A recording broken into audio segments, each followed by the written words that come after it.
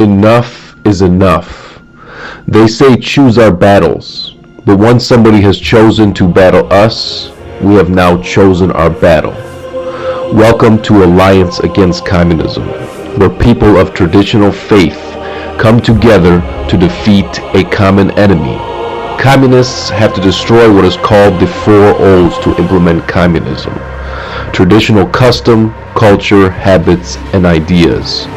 We of AAC will use traditional custom, culture, habits, and ideas to destroy these godless bastards wherever they are. Moral subversion is done. Their time is up. It's time to fight back. Let's take the fight to them together. Join us today as we fight the good fight. If you are too afraid to tell the truth, they already won. So, basically I was, in college, I became a leftist, and I actually converted to Islam when I was in college. I converted back to Christianity, but I was really into Islam when I was younger, and so I did a lot of history of Islam. So the one thing I know is I took a course in Islamic history, and I took a course in Pre-Islamic Arabia. So the reason why I'm bringing this up is because it's a good example of tribalism, because before the Islamic religion came to Arabia, they were all idolatrous tribalism. It's an idolatrous tribalism society. I don't know if I said that right. So basically, it was a society full of tribalisms, between tribes, and they were all into idolatry. That's kind of what it was at the time. So what the attributes of pre-Islamic Arabia barbarian society is they could not read or write. So basically, the spoken word was given in high regard. Like today, if you look at gang cultures today, for example, they're heavily into rap, the spoken word of rap. You'll see a lot of these gang cultures, they can't really read and write really good, but they're really into rap. So that's kind of what, in pre-Islamic Arabia, they were about poetry, and that's how they kind of use poetry. And today, gang cultures today who have a sense of barbarism to them, they are into rap, which is kind of like the spoken word. And what other things are? There's test of strength between the gang members, between the tribal members. So there's like mutual combat between the members to see which one who is the most powerful. So you'll see that in like barbaric cultures, like they'll infight each other to see who is the most powerful, and they'll do tests of strength. That's part of it. And there's rampant fornication. They'll just have sex with everything that moves and everything that walks. There's drinking, like excessive drinking, excessive gambling, excessive egotism, excessive glorifications of ancestors. There's idolatry, basically superstition, fierce rivalry between clans. Now you can see that today. If you look at black gang cultures, for example, they're attacking each other they're attacking each other to the point where if you look in the news in Chicago, like 50 to 80 black people are being shot every weekend. And these are usually gang violence between gang violence. So there's rivalry, I can't say that word right, between clans, and that's what they're doing today. There's rivalry between gangs. The Bloods and the Crips killing each other over, Well, you're seeing it in the news that they don't want to prosecute these gang members because they're actually saying that it's mutual combat. Oh my goodness. It's clown world. So there's another thing about barbaric cultures. There's star worship, soothsaying, claiming the future, omens, unlucky things, illicit sex, already talked about that. And there's raiding and looting. And they don't listen to good counsel, and there's revenge that goes on for generations. Now, if you look at today, what's going on with these smash and grab robbers today, they don't want to call them looters because that's considered racist. They're saying that's smash and grab robbers, so they're talking. I don't know. Yeah. But the bottom line is they're doing that today. I mean, you have tribalistic cultures in America that are not tribal. They don't want to use the term tribal. Let's just say call it gang cultures. And what are they doing? Looting. Raiding, just like they're killing each other. They're killing each other and they're looting and raiding, correct? Bad shit. That's exactly what tribal cultures did in the past. So basically the term, so what I kind of had a definition of barbaric, and the formal definition is it's marked by lack of restraint, wild, having a bizarre, primitive, or unsophisticated quality. So basically, if you look at it, it's like they have lack of restraint. So like, when we get into situations, like where civilized people could be any race, it doesn't matter if they're civilized. They have restraint. So they let's say they get angry, or let's say they are able to restrain their emotions so they don't do something violent or do something crazy against somebody. That's kind of being part of being civilized. You don't just go crazy and just follow your emotions and everything and just start attacking everybody, and you're just basically wild. That's what being barbaric is. Right. So that's kind of what we're seeing today. So what I'm trying to say in America is that, like, tribalism, it can get to a point where it can make you a barbarian in that type of aspect. Okay, there's good and bad things about tribalism, but if you are like completely into tribalism, you become like wild. Like if you're just acting in pure tribalism, everything you do is just pure tribalism. Like you're just, I'm just competing against this other gang, and it doesn't matter. I just got to get the upper hand, and I don't give a shit. I don't care about anything. I just want to. My gang is the number one, and we're going to do everything to make myself number one. And you don't care about anybody else's rights but your own. And you just, you just act like too much tribalism can make you a barbarian. Well, it sounds like you're acting like an animal, like you're being herded. You're not an individual. You're not speaking or thinking as an individual. You're working as a group itself. Yes. Regardless if the group is doing positive or negative, no matter which way that it sways, you go in that direction. And they don't have no sense of morality. I'll give you an example. When I was in law enforcement, I had to take, I had to watch an inmate when he went to the hospital. So I was sitting there with him for almost like 6 hours. And I was just talking to him, and I was just asking him question after question. He was part of some kind of Mexican mafia gang or something like that, right? And they have a whole code. They have their own code. Like they're not like, when we talk about, like, we're more like moral universalists. Like we want to treat others as we treat ourselves. Like that's kind of our code. That's like the Christian code. But these people, they don't have that code. They're talking about like they get, they have like a system of, getting up, like they have different like levels of hierarchy in their group, like, like a sergeant, lieutenant kind of commander type of thing.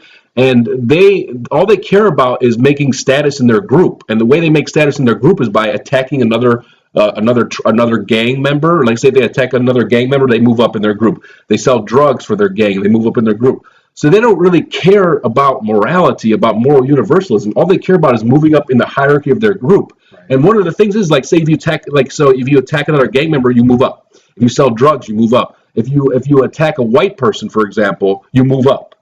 Honestly, just like if you attack a cop, dude, you move up way in the gang. Like that's like the biggest. If you attack a cop and you get away with it, dude, you're way in the gang. Your status goes way higher and higher. So the positivity is immorality. Basically, so that's where tribalism can turn into barbarianism. Like it's like where you can't sit there and treat another human being as a civilized human being. You just want to, just up in your gang, and you'll just do anything to anybody just to get up in your gang. That's barbarian. Because they're not part of your group. Yeah, exactly. So, like I said, there's good things and bad things about tribalism. That's a bad thing. You know what I'm saying? That's a bad thing. For a good thing would be, just to bring that up, is that let's say if you're with your wife and somebody attacks your wife, and out of tribalism you would protect your wife or protect a woman that you see getting beat up. For example, if you see a white woman being beat up by a black man, or any woman for that instance, you should stand up for that woman. But especially if it's a white woman and a black person's attacking them, or a Chinese person's attacking them, you should be even more apt to protect a woman. You know what I'm saying? Just out of pure tribalism. So tribalism can be good in that aspect. I think that tribalism will be, in a way, not moving into terms of, say, like nationalism or white nationalism, but nationalism is a positive thing, being about your country. But with us Caucasians, in terms of being positive, we touched on this in our last video, that we need to start putting the interests of our people in front of everybody else's, because in the terms of tribalism, they're doing the same to us. And it's basically, we're playing a game and we are going to lose this game. You can look at it in Great Britain, you can look at it in France, you can look at it in America, you can look at it all over the Western world. If we don't start at least recognizing exactly what Chris is saying, that they're actually committing crimes against us, they're going against us because we're displaying weakness, and this weakness is causing them to come at us in full force. Our altruism is going to be our downfall, and it needs to stop. Yeah, so like I said, we can be nice to people and stuff like that, but when somebody starts committing crimes against us, that's where you draw the line, okay? Specifically against us. Yeah, specifically targeting white people. That's honestly going on, and you can put you can hear no evil, see no evil, but that's going on. Just because you believe it's not going on doesn't necessarily make it true. The bottom line is it's going on whether you believe it or not. So you could choose to believe it or choose not to believe it, but as soon as you get attacked, or somebody gets attacked, what are you going to say then? It's better to know that this is going on and be prepared for it than just be blind and stupid and caught in this stupid leftist narrative, which is bullshit to begin with. Well, this is what these leftists are doing. These rich white people are telling us that we all need to get along, and then they go hide behind their gated communities. Exactly, they're gated communities. It's crazy that they can talk about, we're racist, we're all that, and but we need to get along. We need to accept each other for who we are, and regardless what they're doing to us and what's happening in our communities, they don't care. And they live in gated communities. That's the craziest thing. And they drink lattes. All white gated communities. I know. That's the craziest thing about it, isn't it? It's pure hypocrisy. And so we're just being truthful, whether you like it or not. The truth is the truth. The truth is ugly. It is. So you can choose to believe it or choose not to believe it. Just because you don't believe it doesn't mean it doesn't exist. It exists whether you like it or not. You can close your eyes, turn your head, and ignore it, but it's not going away. It's not going away. It's going to get worse. It's only going to get worse. I'll give you an example just to kind of close this segment. I was watching this video a couple months ago. There was a black guy that slapped a white woman on a train in New York City. And the woman on the video just saying, hey, take a chill pill. And this black guy his name is Griffin Kennard, by the way. I looked him up. Anyway, so she kept telling him, just take a chill pill, take a chill pill. And he said, tell me one more time to take a chill pill. And he slapped her right then and there. And there was a white guy right next to her, and he didn't do anything. And see, that's where it has to stop right there. I mean, you could be altruistic, we could be nice, but you hit a white woman in front of us, and you don't do anything about it. That sends a horrible message, and that's the type of tribalism that we need. We always should be standing for our women no matter what, okay? If I saw a black woman being hit, I would come to her aid because I don't think a woman should be hit by a man, period. Absolutely. But especially if I see a white woman being hit by a black man, I don't give a shit what happens. I'm going to protect that woman. I don't care if I have to risk my life for protecting that woman because that's just part of our tribal nature. And I don't feel guilty for it at all. And white people, we need to stop worrying about being called racist. Standing up for ourselves, regardless, is not racist. Standing up for yourself is not racist. Remember that. It's not racist to stand up for yourself. A criminal is a criminal and a victim is a victim. Understand the difference. If you're a victim of a crime, you have every right to defend yourself. And you stop victimizing criminals. Stop it. Stop. That's what the Rittenhouse trial was about. Everybody could say it was about this or it was about that. It was about protecting yourself against people. Okay, so I took a lot of, like last year, the year before, I took a lot of history classes, on my own. I listened to them. I really focused on Western history, and I found out why murder is illegal. One of the reasons why murder is illegal. And when I learned it has a lot to do with tribalism, and you're going to be amazed hearing this. So for example, if you have two tribes, let's say we have like a Greek tribe and like a Macedonian tribe, for example, okay? So if one Greek member kills the Macedonian, right? So there's no law and order, so they have to take revenge. So for example, so let's say I'm Greek and that person's Macedonian. I go kill a Macedonian. I just murder him. So what happens is now the bottom line is his brother or his father, whatever, has to take revenge for me killing him, right? So what happens is that he's going to come and kill me, and then when he kills me, then my brother has to take revenge because I killed, because he killed me, I killed him, and then there's every time that somebody gets killed, their brother and somebody else has to take revenge, and it's just back and forth, never ends. So in Greek history, like in really early Greek history, I might say, because people haven't learned this, and Greek people learned this in 630 BC, and people today haven't even learned this today. I mean, let's just be honest. So the reason why as a primitive society, the reason, for example, I'm just going to bring this to today. If you look at gang culture today, let's say in Chicago, for example, the gangs in Chicago, they're killing 50 to 60 black people every weekend. 50 to 60 black people being killed between interracial gang violence. It's the same principle, because let's say if you're a blood in a crypt, let's say if a blood kills a crypt, they got to avenge that. They got to avenge their gang member. So when they avenge their gang member, then the other people got to avenge that gang member, and then it goes and it goes and it goes, and it turns into a blood. It's called a blood feud. Okay, and in history, these blood feuds lasted for generations. So in 630 BC, the Greeks figured this out. And what they did is they took that, they instead of allowing people to take vengeance, the state took control of giving punishment and, to the offender. So let's say somebody killed somebody like from two different tribes, for example. The state would come in and punish the murderer. So therefore it stops the blood feud, because it's a third party doing the killing. You see what I'm saying? And it stops the blood feud right then and there. And the Greeks in 630 listened and understood this. But today, in 2021, we got cultures in America that haven't learned this. It's just another example of cultures in America that are regressing. We're not moving forward, we're actually moving backwards. And allowing us to act in our animalistic natures is causing this in spades. And, the leftists, with this defund the police thing, it's so stupid. You stop the state from taking the vengeance in the murder, right? So now the gangs are going to be murdering each other even more, and now black crime is even worse now with defund the police, because this tribal nature of avenging, this revenge is there. No law and order, then all it is tribal vengeance between tribes, between gang members. That's how it's going to be. So do they really care about black lives by saying defund the police? If 50 to 60 black people are being shot every weekend, do they really care about black lives? No. The crazy thing about it is that 50 to 60 black people were being shot in Chicago every fucking weekend. But just one black guy gets shot by the police justifiably, it becomes national news, and they're crying out in pain. Yet 50 to 60 black people are dying every weekend in Chicago. Over 90% of blacks that are murdered in the United States every single year are murdered by other black people. Yes. So where is that? That's what I'm saying. If black people really cared about Black Lives Matter, why aren't they talking about the biggest killer of black people, which is black on black crime? Why don't they talk about it? Why do they always talk about like basically a pin in a haystack that happens? Oh, this white people are victimizing me. They're victimizing me. But yeah, 85 to 90% of black crime is black on black murder. And blacks commit over 50% of murders in the country.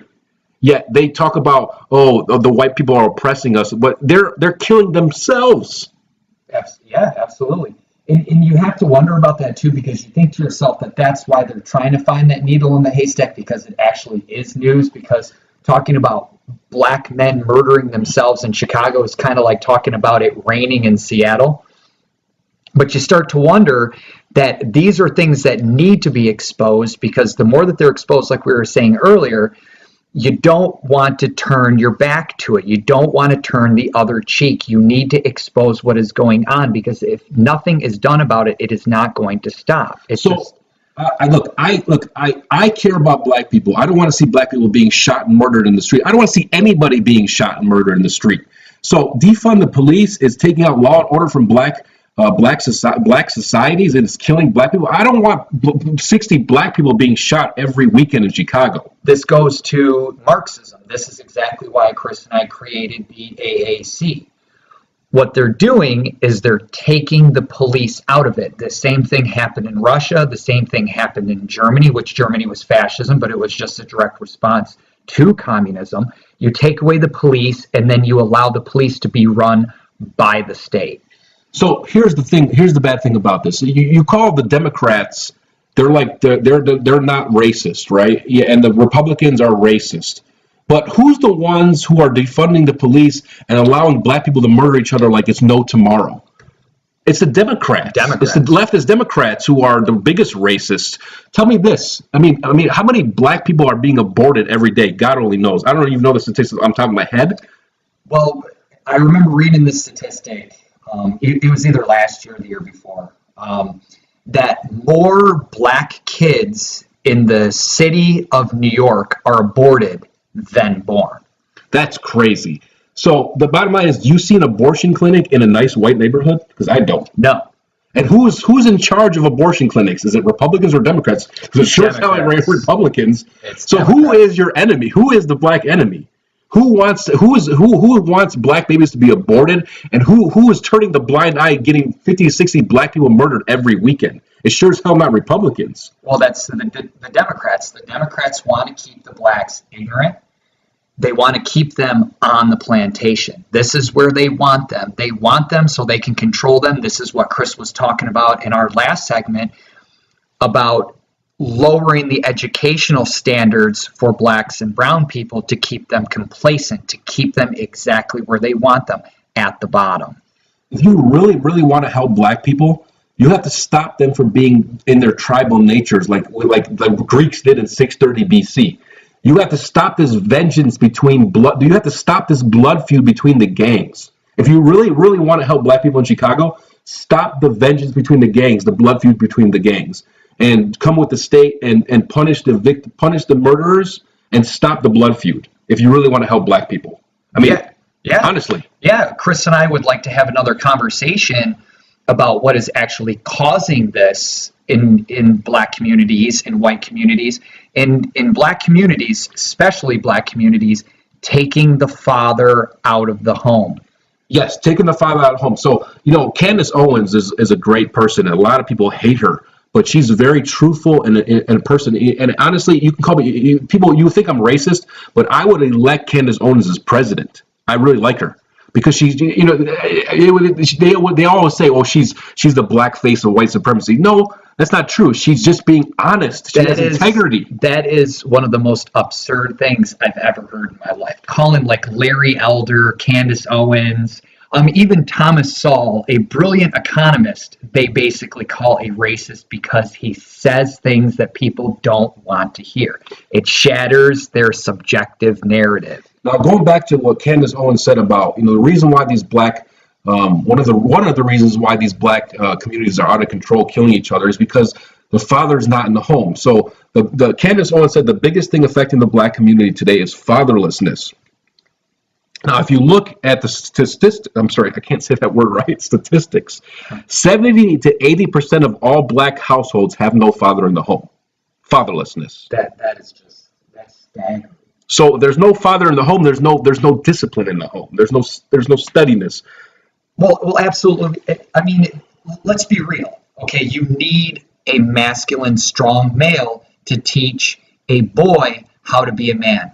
Women do their best, but they're women. How is a woman going to teach a man how to be a man? It can't happen. She's not a man. One thing I was looking at this Biden's Build Back Better bullshit plan that he's trying to put out, trying to raise our inflation rate, and he's specifically giving money to black women,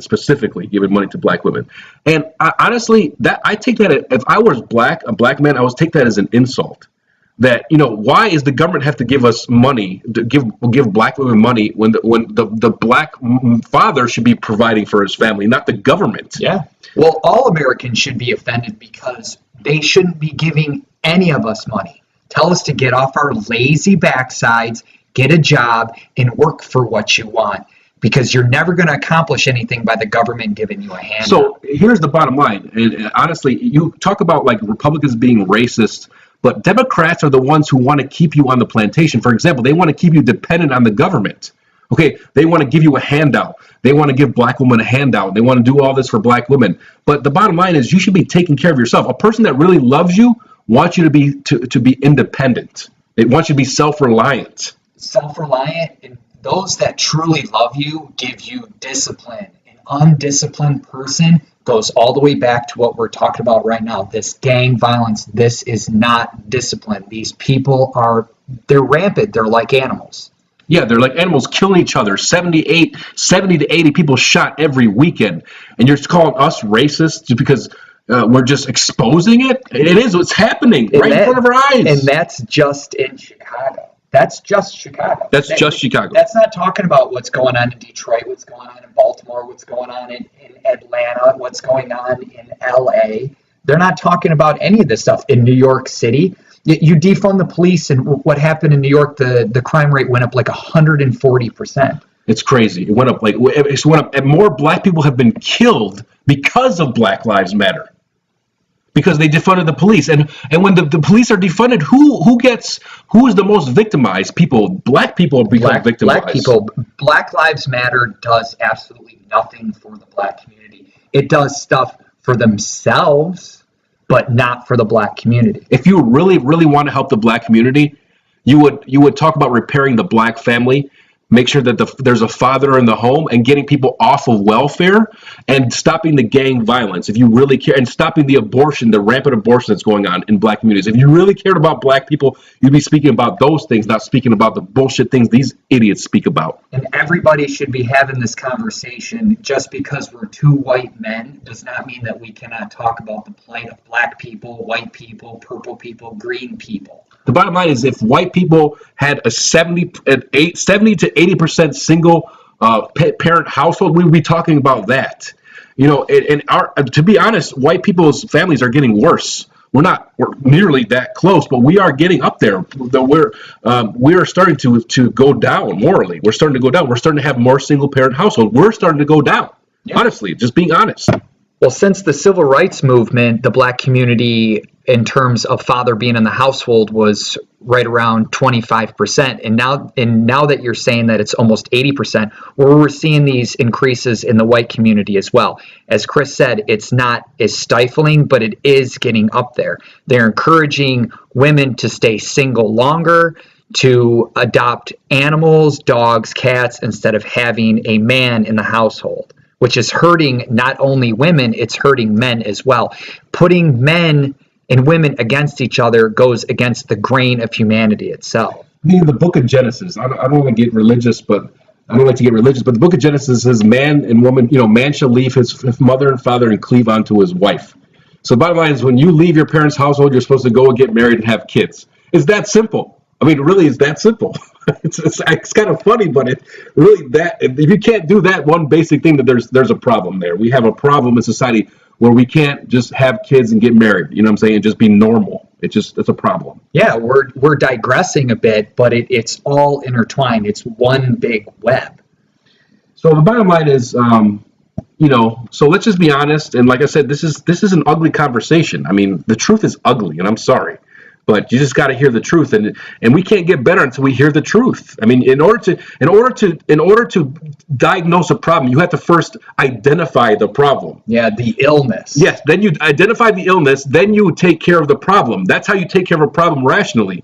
The leftists, they're not going to take care of any problem because they can never call the problem for what it is, because they're too politically correct. Because they don't want to take self-responsibility. They want to constantly point their finger at anything but themselves. When they succeed, it's their own success. When they fail, it's everybody else's fault except for their own. If you look at what's going on today, like we see what's going on in Chicago. It's so bad in Chicago that last week, Mayor Beetlejuice, Lightfoot. I mean, oh my God, they were talking about raising the bridges in Chicago because they didn't want the criminals to come in and loot everything. It's that bad. I mean, really, it's that bad. So, I mean, you could talk about, you could be in this hear no evil, see no evil, but the truth is there. And you got to diagnose the problem first, and then you can solve the problem. You see, the left, they never solve the problem. And if you look at, I saw... the left always makes the problems worse. Yes, Ilhan Omar and the AOC, they know what's going on. They're one of the ones that are directly responsible for defunding the police, directly with their influence. Rashida Tlaib certainly is. Yes, and they're turning the blind eye to this crime that they helped cause. Honestly, I don't think that AOC really has an understanding of what she's doing at all, to be honest. And I'm by no means making an excuse for that woman, but listening to her, I would get more insight from the coffee pot. But honest to God, I think she's pretty hot, though. Just being honest. Let's say. All right, I'll be truthful. I think she's beautiful until she opens her mouth. Yeah, I would agree. Let's be honest. I think she's hot, but she's out. Her mind is warped, severely warped. Okay.